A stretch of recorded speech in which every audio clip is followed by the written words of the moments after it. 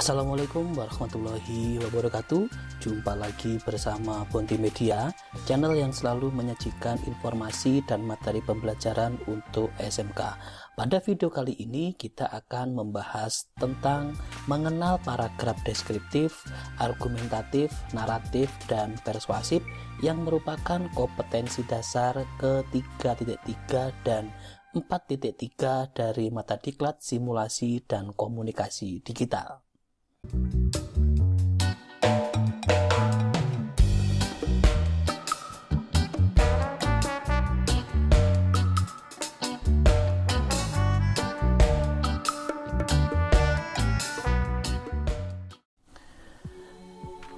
Kita mulai dari jenis-jenis paragraf. Paragraf deskriptif adalah paragraf yang menggambarkan suatu objek secara detail. Kemudian yang kedua adalah paragraf argumentatif, merupakan paragraf yang berupa pendapat yang disertai dengan alasan-alasan tertentu. Kemudian yang ketiga adalah paragraf naratif. Paragraf naratif merupakan sebuah ungkapan suatu kejadian berdasarkan peristiwa. Dan yang keempat adalah persuasif, merupakan paragraf yang berisi ajakan atau bujukan untuk mengikuti sesuatu. Nah, untuk lebih jelasnya mari kita bahas satu persatu. Kita mulai dari ciri-ciri paragraf deskriptif. Yang pertama, menggambarkan sesuatu secara rinci dan bagian demi bagian. Kemudian yang kedua, menggunakan pola urutan tertentu.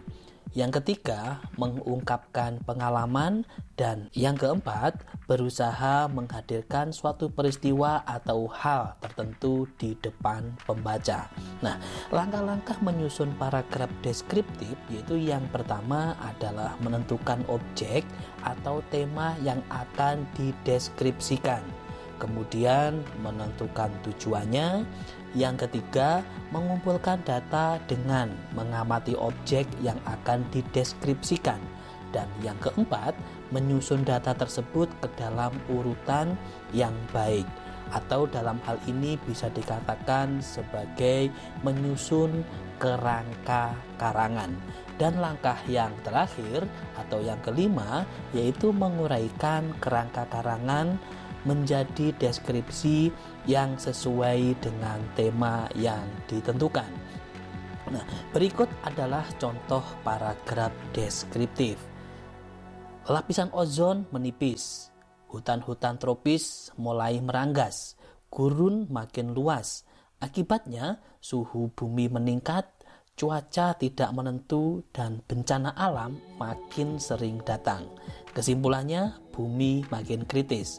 Siapa sesungguhnya yang berperan dalam menjadikan planet bumi ini menjadi demikian? Jawabnya tentu manusia sendiri. Kita lanjutkan yang kedua, ciri-ciri paragraf argumentatif, yaitu berisi pendapat atau keyakinan penulis terhadap suatu permasalahan. Kemudian ciri yang kedua, memiliki data-data yang faktual untuk meyakinkan pembaca. Yang ketiga, menjelaskan suatu permasalahan dengan cara menganalisa. Dan ciri yang keempat diakhiri dengan kesimpulan berupa penegasan topik utama. Nah, untuk membuat paragraf argumentatif itu ada beberapa langkah. Yang pertama, menentukan topik permasalahan yang akan dibahas. Kemudian dilanjutkan menentukan tujuan penulis. Dan yang ketiga adalah mengumpulkan data atau bahan. Yang keempat, menyusun kerangka karangan. Dan langkah yang terakhir yaitu mengembangkan kerangka karangan yang telah dibuat sehingga menjadi sebuah karangan. Nah, contoh dari paragraf argumentatif adalah sebagai berikut. Kemarau tahun ini cukup panjang. Sebelumnya, pohon-pohon di hutan sebagai penyerap air banyak yang ditebang. Di samping itu, irigasi di desa ini tidak lancar. Ditambah lagi dengan harga pupuk yang semakin mahal dan kurangnya pengetahuan para petani dalam menggarap lahan pertaniannya. Oleh karena itu, tidak mengherankan panen di desa ini selalu gagal. Kita lanjutkan ke ciri-ciri paragraf naratif. Paragraf naratif itu memiliki ciri sebagai berikut. Yang pertama, terdapat unsur perbuatan. Ya, terdapat unsur perbuatan. Yang kedua, terdapat unsur waktu. Kemudian yang ketiga, adanya sudut pandang dari penulis. Dan yang keempat, terdapat unsur tokoh yang digambarkan dengan karakter yang sangat jelas. Dan yang kelima, terdapat latar tempat, waktu, dan suasana. Nah, langkah-langkah untuk menyusun paragraf naratif diantaranya yang pertama, menentukan tema yang akan dijadikan inti cerita. Kemudian menentukan tokohnya, kemudian menyusun alur cerita secara berurutan. Lalu dilanjutkan dengan merangkai cerita berdasarkan tempat, waktu, dan suasana. Kemudian menyusun kerangka karangan, dan yang terakhir mengembangkan kerangka karangan menjadi karangan yang utuh. Contoh dari paragraf naratif adalah sebagai berikut. Ratusan warga mengalami keracunan. Musibah ini terjadi 6 jam setelah mereka menikmati hidangan dalam hajatan sunatan di rumah Slamet Riyadi, 38 tahun, warga desa Jompo Kulon, kecamatan Sokaraja, Kabupaten Banyumas, Jawa Tengah.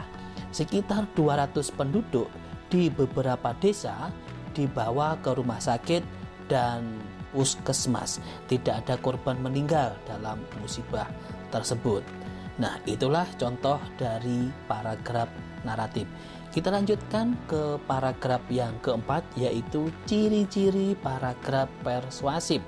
Berasal dari pendirian bahwa pikiran manusia dapat dirubah. Kemudian harus menimbulkan kepercayaan para pembacanya. Ciri yang ketiga, menciptakan kesepakatan antara penulis dengan pembaca. Kemudian ciri yang keempat, menghindari konflik agar kepercayaan pembaca tidak hilang. Dan yang kelima, memerlukan fakta dan data. Nah, langkah-langkah untuk menyusun paragraf persuasif itu yang pertama diawali dengan menentukan topik dan tujuan. Kemudian dilanjutkan membuat kerangka karangan, lalu mengumpulkan bahan-bahan yang dibutuhkan, dan kemudian membuat kesimpulan dan diakhiri dengan menulis penutup paragraf. Berikut adalah contoh dari paragraf persuasif. Masih banyak orang tua murid dan guru yang tidak sabar dalam mendidik para peserta didiknya. Padahal dibutuhkan proses dan kesabaran untuk mendidik sang anak. Hal ini sejalan dengan definisi pendidikan menurut Plato.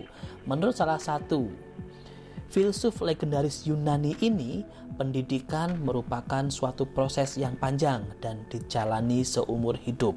Semenjak manusia masih kecil hingga dewasa. Berangkat dari pernyataan tersebut, kita selaku orang tua murid dan guru mesti bisa mendidik anak-anak atau murid kita secara sabar dan berorientasi proses, agar anak-anak atau murid dapat bertumbuh dan berkembang dengan sewajarnya.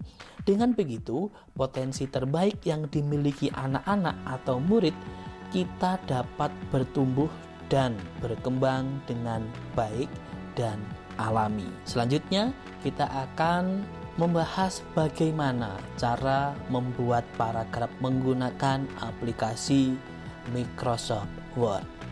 Untuk membuat paragraf, langkah pertama yang dilakukan adalah mengaktifkan Microsoft Word terlebih dahulu. Caranya, saya menggunakan icon search di sini. Kita ketikkan Word, ya, double klik, nanti akan muncul seperti ini. Nah, di sini itu tersedia beberapa pilihan, ya. Kita pilih yang blank dokumen saja. Nah, kalau sudah, langkah awal kita tentukan layoutnya seperti apa terlebih dahulu. Layout itu nanti kita bisa menentukan batas kiri, kanan, atas, dan bawah dari kertas tersebut beserta ukurannya. Kita klik layout di sini, kemudian marginnya atau batas kertasnya kita pilih custom. Nah, di bagian sini itu ada tulisan top atau batas atas. Kita kasih 2 saja, kemudian bottom kita atau batas bawah kita kasih 1, kemudian left batas kirinya 2, kemudian right-nya atau batas kanannya kita kasih 1 cm. Nah, kemudian di sini orientasinya itu kita pilih yang portrait karena kita nanti akan membuat sebuah dokumen dengan memanjang ke atas bukan ke samping kayak gitu. Kemudian untuk papernya atau jenis kertasnya kita pilih yang A4 di sini ya. Kita cari A4. Nah, kalau sudah untuk layout kita abaikan saja. Kalau sudah ini selesai, settingannya sudah, marginnya sudah, kemudian jenis kertasnya sudah, kita klik OK. Langkah selanjutnya kita pilih ke home. Nah, di home sini kita tentukan jenis huruf yang akan kita gunakan. Sebagai contoh kita akan menggunakan jenis huruf Arial. Ini kita pilih, kemudian ukurannya juga demikian. Kita pilih di sini ada 9 dan seterusnya, kita pilih yang 12. Nah, kalau sudah baru kita memasukkan kata-kata atau kalimat dengan cara mengetiknya. Nah, pada kesempatan ini saya coba untuk copy paste saja ya, biar cepat. Nah, di sini untuk mengcopy paste itu sangat gampang sekali ya. Kita tentukan kursornya di mana, kemudian kita klik kanan di mouse, kemudian kita pilih yang ini, yang bagian paling kanan atau keep text only ya. Tujuannya apa? Tujuannya agar settingan yang sudah kita lakukan terutama untuk font tadi yaitu Arial dan ukurannya 12 itu tidak mengalami perubahan. Nah, kalau sudah kita klik yang bagian sini tadi keep text only, kita klik, nah maka akan muncul sebuah tulisan yang sudah kita copy pastekan. Nah, selanjutnya kita akan membahas ke bagian paragraf. Nah, di bagian home sini ya, di situ ada bagian yang tersendiri yaitu adalah paragraf. Bagian paragraf ini terdapat beberapa tool yang dapat kita manfaatkan untuk memodifikasi paragraf kita. Kita mulai dari yang pertama yaitu bagian bullet. Bullet di sini fungsinya adalah untuk memberikan tanda tiap-tiap paragraf yang kita pilih. Contohnya di sini saya memilih paragraf pertama, kedua, dan ketiga. Nah, kita pilih, kemudian kita klik.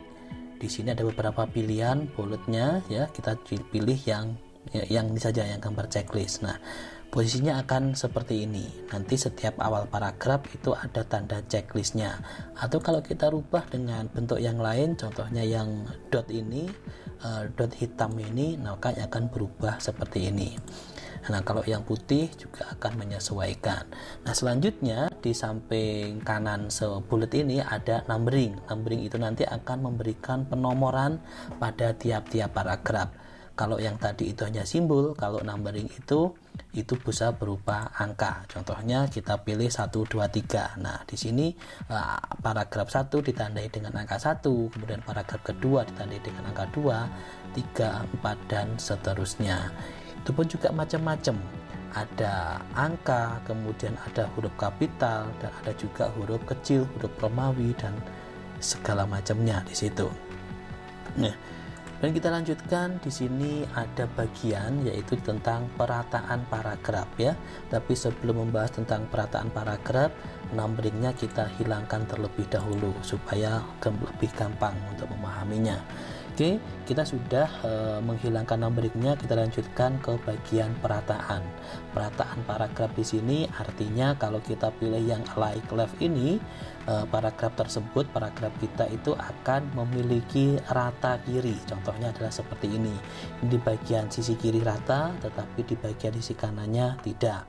Kemudian yang kedua itu adalah center. Center itu adalah rata tengah. Nah, tampilannya akan seperti ini. Kemudian yang ketiga itu adalah like right, itu artinya rata kanan. Nah, bentuknya akan seperti ini nantinya. Dan yang keempat itu adalah justify, itu digunakan untuk membuat paragraf dengan perataan di sebelah kiri dan sebelah kanan. Contohnya akan seperti ini. Tolong diperhatikan, di sini rata, sebelah kiri, sebelah kanan pun juga rata.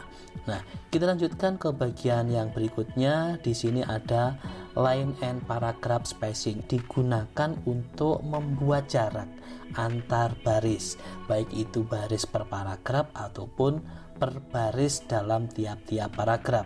Sebagai contoh ini, yang pertama, per baris dalam tiap-tiap paragraf itu ada ukurannya 1,15, kemudian ada juga 1,5, ada 2, kemudian 2,5, 3, dan seterusnya.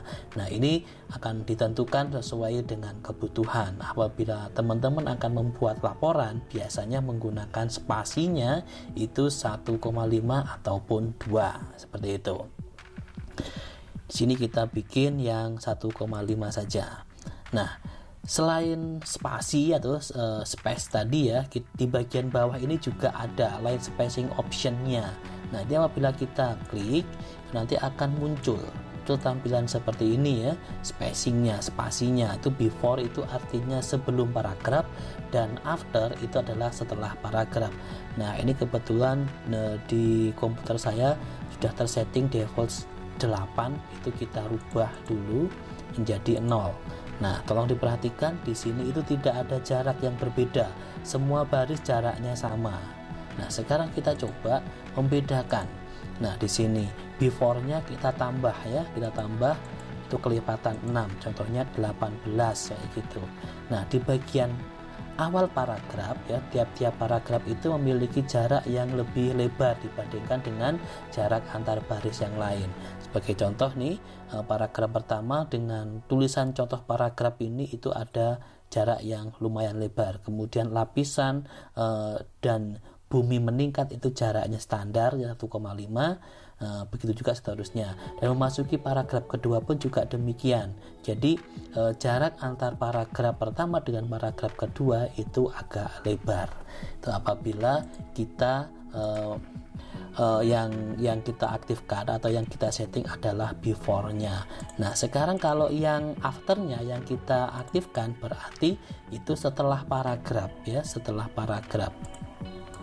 Contohnya seperti ini. Nah, itu pun juga tidak ada perbedaan, cuman kalau yang before tadi posisinya sebelumnya, tapi kalau yang after itu adalah sesudah dari paragraf. Oke, seperti itu ya. Kita normalkan lagi menjadi 0. Nah, sekarang bagaimana cara mengatur agar baris pertama tiap-tiap paragraf itu menjorok ke dalam? Nah, langkahnya kita klik di bagian ini, paragraf setting, kemudian kita cari indentation-nya, kemudian cari spesial. Di spesial itu nanti akan secara default muncul none. Nah, apabila kita klik di sini ada first line dan hanging. Kalau first line itu artinya baris pertama tiap paragraf yang akan menjorok. Sedangkan kalau yang hanging itu selain baris pertama, bisa baris kedua, ketiga, dan seterusnya. Nah, kita coba yang first line saja yang akan kita jorokkan ke dalam. Nah, kemudian di samping kanannya itu ada by, itu secara default di komputer saya terisi 1,27 cm. Artinya baris pertama akan menjorok sejauh 1,27 cm dari tepi bagian kiri. Tapi kita rubah menjadi 1 saja karena baris pertama diharapkan menjorok ke dalam sejauh 1 cm. Kalau sudah, kita klik OK. Nah, di sini terlihat perbedaannya ya. Kalau yang tadi lurus, nah sekarang tiap-tiap baris pertama itu akan menjorok sepanjang 1 cm. Itu beberapa pengaturan dalam paragraf. Mudah-mudahan bisa bermanfaat. Apabila ada hal-hal yang kurang dipahami, silahkan tulis komentar. Dan apabila teman-teman membutuhkan pembahasan video tentang kompetensi dasar yang lain dalam mata diklat simulasi dan komunikasi digital ini, silahkan lihat di kolom deskripsi. Nanti akan disertakan link-link videonya. Terima kasih. Assalamualaikum warahmatullahi wabarakatuh.